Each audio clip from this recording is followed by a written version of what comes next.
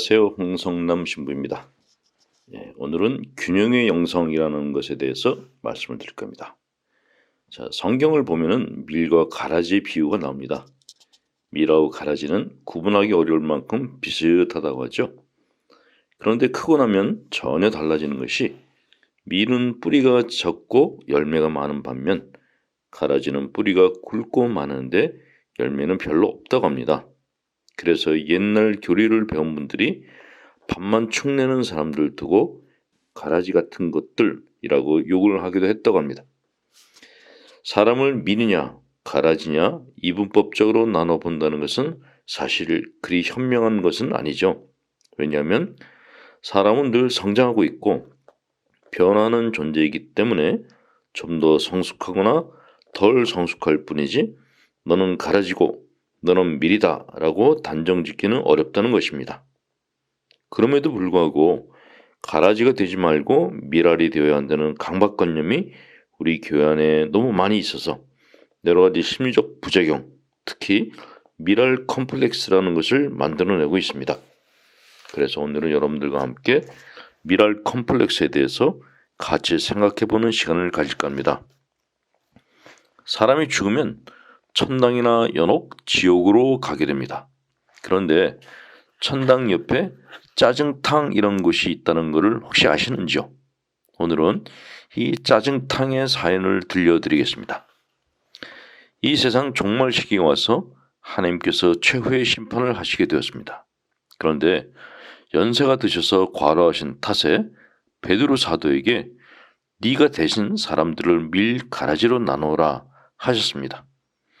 하루 해가 저물 무렵 베드로 사도가 파김치가 되어서 돌아와 하나님께 보고하는데 한 가지 문제가 있다 하면서 한 무리의 아주머니들을 데려왔습니다. 이 사람들이 누구냐? 직접 물어보십시오. 밀인지 가라지인지 구분이 안 됩니다. 뼈만 앙상하게 남고 궁상맞게 생긴 아주머니들이 하나님 앞으로 와서 말하길 저희들은 하루 종일 남편 걱정, 자식 걱정만 하면서 살아온 현모양처 열려드립니다. 먹을 것, 입을 것 다 가족들에게 주며 살아왔습니다.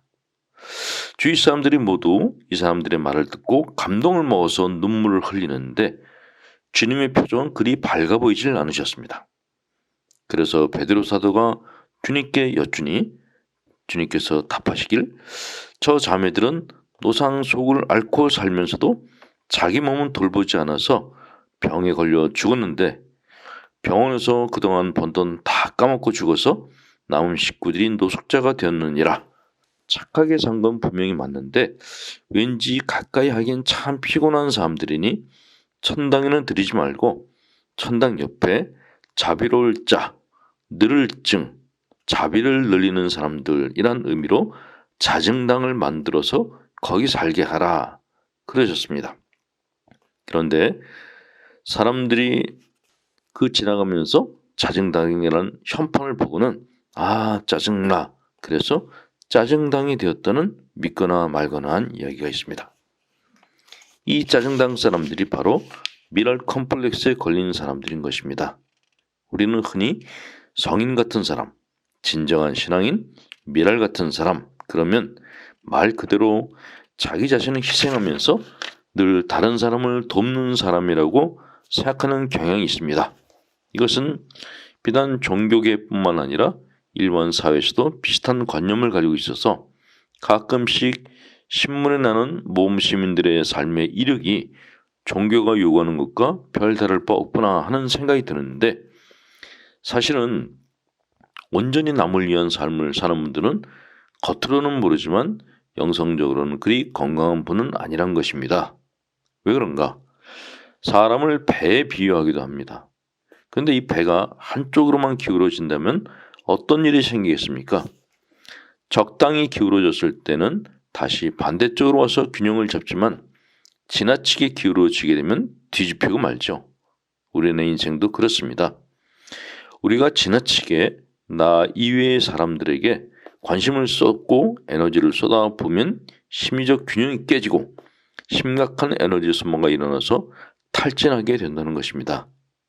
자식 걱정 지나치게 하는 부모님이 걱정 때문에 먹지도 자지도 못하다가 병이 드는 것과 같은 현상이 생기는 것입니다. 따라서 심리적인 균형을 잡는 일이 참으로 중요합니다. 그럼 균형을 잡으려면 어떻게 해야 되는가? 하루 동안 내가 신경 쓰는 것 중에서 자신에 관한 것과 나 이외의 것들에 신경 쓰는 것의 비율을 계산해 보면 압니다. 자기 자신에 대해서 생각하는 시간과 나 이외의 다른 것들을 생각하는 시간을 비슷하게 해야 한다는 것이죠. 그래야지 심리적으로 안정감을 가질 수 있는 것입니다. 자, 한번 눈을 감고 내게 주어진 하루 24시간 중 나는 어느 쪽으로 많이 쏠려 있는가 생각해 보시기 바랍니다. 가톨릭 영성심리 상담소 소장 홍성남 신부였습니다.